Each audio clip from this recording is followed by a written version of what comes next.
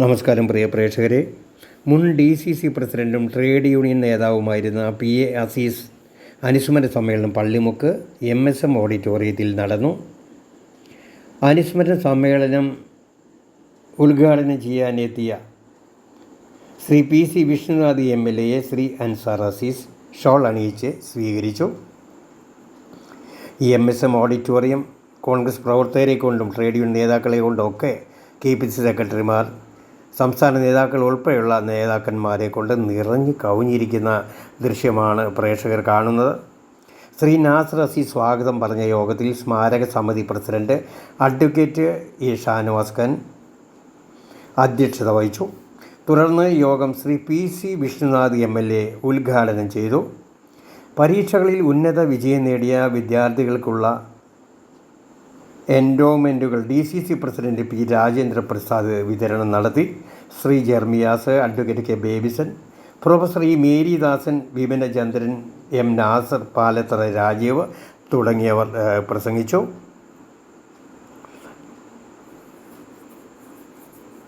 ഏതായാലും ഓഡിറ്റോറിയത്തിൽ ഒട്ടനവധി വനിതാ പ്രവർത്തകർ ഉൾപ്പെടെ ഒട്ടനവധി നേതാക്കളാണുള്ളത്. എന്തായാലും എൻ്റെ സ്വാഗത അതിശക്തമായ ഒരു സാന്നിധ്യം ഉറപ്പിച്ച ഒരു സവിശേഷ വ്യക്തിത്വമായിരുന്നു അസീസ് സാറെന്ന് നമുക്ക് ഏവർക്കും അറിയാം. അദ്ദേഹം 48 വയസ്സ് വരെയാണ് ജീവിച്ചിരുന്നത്. 17-18 വയസ്സ് കാലത്ത് കൗമാരം യൗവനത്തിന് വഴിമാറും മുമ്പേ ഉള്ള ഒരു കാലഘട്ടത്തിൽ അദ്ദേഹം പൊതുപ്രവർത്തനവുമായി ട്രേഡ് യൂണിയൻ പ്രവർത്തനവുമായി രംഗത്തിറങ്ങുകയും 3 ദശാബ്ദക്കാലം മാത്രമാണ് അദ്ദേഹം പൊതുപ്രവർത്തന രംഗത്ത് നിന്നത്. പക്ഷേ ഒരു 60 വർഷക്കാലത്തെ സേവനം അദ്ദേഹം കോൺഗ്രസ് പ്രസ്ഥാനത്തിലും ട്രേഡ് യൂണിയൻ രംഗത്തും നൽകിയിട്ടാണ് 48-ാമത്തെ വയസ്സിൽ അദ്ദേഹം നമ്മിൽ നിന്നും വിട പറഞ്ഞു പോയത്.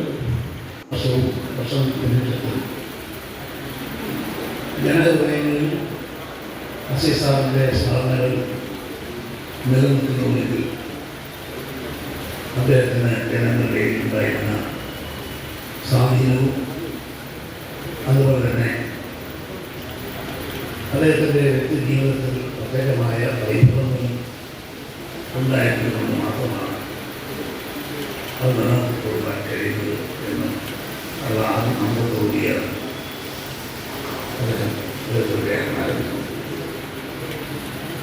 ഇതുവരെ യോഗത്തിൽ പങ്കെടുക്കുന്ന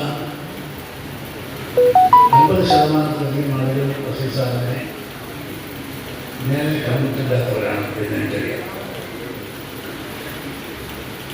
മറ്റുള്ളവരിൽ നിന്ന് പറഞ്ഞു കേട്ട് അറിവുകളും അദ്ദേഹത്തിൻ്റെ സ്ഫോടന ശൈലിയുടെ പ്രത്യേകതകളും മഹാത്മ്യവും അറിയുന്നവരുമാണ് ഇതുവരെ നിരന്തരമായി എല്ലാ സമ്മേളനങ്ങളിലും സമ്മേളനങ്ങളിൽ പങ്കെടുക്കുന്നത്. രാവിലെ നമ്മൾ പള്ളിയിൽ പോയി അദ്ദേഹത്തിന് വേണ്ടി കബർസിയാറോ നടത്തി പ്രാർത്ഥിക്കുമ്പോൾ പങ്കെടുക്കുന്നതുമൊക്കെ അങ്ങനെയുള്ള ആളുകളാണ്. കേരള രാഷ്ട്രീയത്തിലെയും ദേശീയ രാഷ്ട്രീയത്തിലെയും അധികാരിമാരായി സ്റ്റീഫൻ സാറിനോടൊപ്പം തൊഴിലാളി സംഘടനാ പ്രവർത്തനം ഒപ്പം നടത്തി റഹീം സാറിനോടൊപ്പം ഈ ജില്ലയിൽ കോൺഗ്രസ് പ്രസ്ഥാനത്തെ കെട്ടിപ്പടുക്കുന്നതിന് വേണ്ടിയിട്ട് കഠിനാധ്വാനം ചെയ്തു. നേരത്തെ ശ്രീ ഷാനവാസ് ഖാൻ അവർ സൂചിപ്പിച്ചതുപോലെ കൊല്ലം ജില്ലയിലെ കശുവണ്ടി തൊഴിലാളികളും അവരുടെ ട്രേഡ് യൂണിയനും ഒന്നും നമ്മളിലേക്ക് എത്തിക്കുന്നതിന് സ്റ്റീഫൻ സാറിനോടൊപ്പം നിന്നുകൊണ്ട് അദ്ദേഹം അവരുടെ അവകാശങ്ങൾക്ക് വേണ്ടിയിട്ട് ആത്മാർത്ഥമായി പ്രവർത്തിച്ചു. അടിസ്ഥാന ജനവിഭാഗങ്ങൾക്കൊപ്പം നിന്ന് പ്രവർത്തിച്ച് താഴെ തട്ടിൽ നിന്നും പടിപടിയായി ഉയർന്നു വന്നാണ് അദ്ദേഹം DCCയുടെ സെക്രട്ടറിയായും വൈസ് പ്രസിഡൻ്റായും ജില്ലാ കോൺഗ്രസ് കമ്മിറ്റിയുടെ പ്രസിഡൻ്റായും ഒക്കെ അദ്ദേഹം എത്തുന്നു.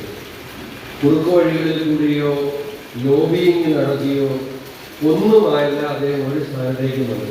അദ്ദേഹം ആ സ്ഥാനത്ത് വരണം എന്നുള്ള എല്ലാവരുടെയും തീരുമാനത്തിൻ്റെ അടിസ്ഥാനത്തിൽ ഓരോ ഘട്ടത്തിലും അദ്ദേഹം ആ സ്ഥാനങ്ങളിലൊക്കെ എത്തിച്ചേരുകയാണ്. തിരുവനന്തപുരം അസംബ്ലി മണ്ഡലത്തിൽ നിന്നും അദ്ദേഹത്തിന് MLA ആകാൻ കഴിയുന്ന ഒരു സാഹചര്യം വന്നപ്പോൾ മുന്നണി ബന്ധങ്ങളുടെ ഭാഗമായി RSPക്ക് സീറ്റ് RSUണിക്ക് വേണ്ടിയിട്ടാണ് അദ്ദേഹം ആദ്യം നോക്കുന്നത്, അല്ലേ? RSPക്ക് വേണ്ടിയിട്ടാണ്. RSUണിക്ക് സീറ്റ് ലഭിക്കുന്ന ഒരു ഘട്ടം എത്തിയപ്പോൾ RSUണിയുടെ അദ്ദേഹം ഒരുപക്ഷെ മത്സരിച്ച് വിജയിച്ച് MLA ആകേണ്ട ഒരു സമയത്ത് RSUണിക്ക് സീറ്റ് ലഭിച്ചപ്പോൾ RSUണിയുടെ തെരഞ്ഞെടുപ്പ് പ്രവർത്തനത്തിൻ്റെ ചെയർമാനായി നിന്നുകൊണ്ട് അദ്ദേഹത്തെ വിജയിപ്പിക്കാൻ വേണ്ടി പ്രവർത്തിച്ചു എന്ന് പറയുന്ന മാതൃക ഇന്ന് എനിക്ക് സീറ്റില്ലെങ്കിൽ ഞാൻ വിപലാകും, അല്ലെങ്കിൽ ഞാൻ എല്ലാം തുലയ്ക്കും, ഞാൻ നശിപ്പിക്കും എന്ന് പറയുന്ന ആളുകൾ അസീസ് സാറിൻ്റെ ജീവചരിത്രം എന്ന് വായിക്കുന്നത് നല്ലതായിരിക്കും എന്നത് ഞാൻ ഈ അവസരത്തിൽ അനുസ്മരണ സമ്മേളനം നടത്തുന്നത് ചടങ്ങല്ല. ആർക്കെങ്കിലും ഈ അനുസ്മരണ പ്രഭാഷണത്തിൽ നിന്നും എന്തെങ്കിലും അവരുടെ ജീവിതത്തിലോ വ്യക്തി ജീവിതത്തിലോ പൊതുജീവിതത്തിലോ ഒരു മാറ്റം ഉണ്ടാക്കാനാണല്ലോ നമ്മൾ ഇത്രയും പേരെ വിളിച്ചു കൂട്ടി. പ്രത്യേകിച്ച് കോർപ്പറേഷൻ്റെയൊക്കെ സ്ഥാനാർത്ഥി നിർണ്ണയം നടക്കുന്ന സമയത്ത് ഈ യോഗം നടത്തുമ്പോൾ അങ്ങനെയെങ്കിലും ഒരു മാറ്റം ആരുടെയെങ്കിലും മനസ്സിലുണ്ടാകുന്നെങ്കിൽ ഉണ്ടാകുന്നത് വേണ്ടിയിട്ടാണ് ഞാൻ ആ ഭാഗം എടുത്തു പറഞ്ഞത്. ഓർക്കുവാൻ, സ്മരിക്കുവാൻ, അദ്ദേഹത്തെ വിശദീകരിക്കുവാനുള്ള അവസരം എന്ന് പറയുന്നത് അത് ഉണ്ടാക്കാൻ കഴിയുക ഒരു വലിയ സൗഭാഗ്യമാണ്. അത് വെറുതെ കിട്ടുന്നില്ല, കഠിനാധ്വാനം വേണ്ടി. അദ്ദേഹത്തിന്റെ ഒരു സിൻസിരിറ്റി, ആത്മാർത്ഥത, വക്കീൽ സൈന്യത്തിലോ തൊഴിലാളി മേഖലയിലുള്ള അദ്ദേഹത്തിന്റെ പ്രവർത്തനങ്ങൾ ഈ സമരം നിർത്തിയിട്ട് നമുക്ക് ചർച്ച ചെയ്യാം എന്ന് പറഞ്ഞാൽ നിങ്ങൾ ചർച്ച ചെയ്ത് എന്നിട്ട് ഞാൻ സമരം നിർത്താം എന്ന് പറയാനുള്ള ആദ്യവും ട്രേഡ് യൂണിയൻ രംഗത്ത് ഞാൻ ആരെയും വിമർശിക്കുന്നില്ല. ട്രേഡ് യൂണിയൻ രംഗത്ത് ഇപ്പോഴുള്ള ആളുകൾ മോശമാണ് എന്ന അഭിപ്രായവും ഞാൻ പറയുന്നില്ല. പക്ഷെ തൊഴിലാളിക്ക് വേണ്ടി നിൽക്കുമ്പോ അവന് വേണ്ടി നിൽക്കാനുള്ള ഒരാർജവം കാണിച്ച ട്രേഡ് യൂണിയൻ നേതാവാണ് അസീസ്. കൊല്ലൂർ സഹകരണ ബാങ്കിൻ്റെ പ്രസിഡന്റായിരുന്നു, സഹകരണ ബോർഡിൻ്റെ ഡയറക്ടറായിരുന്നു, കൺസ്യൂമർ ഫെഡറേഷൻ്റെ പ്രസിഡന്റായിരുന്നു. അതുപോലെ തന്നെ റോഡ്, കശുവണ്ടി, വ്യവസായ തൊഴിലാളികളുടെ സമ്മേളനായ നേതാവായിരുന്നു. അങ്ങനെ AICCയുടെ മെമ്പറായിരുന്നു.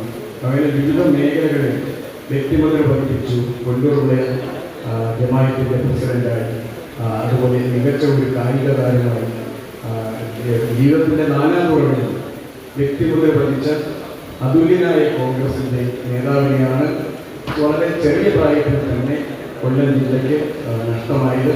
അത്